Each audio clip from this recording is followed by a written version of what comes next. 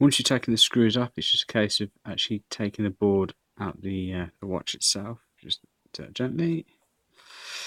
Okay, you'll see here that the lights go in these holes here and the camera sits there, and just in the middle you'll see there's a watch battery.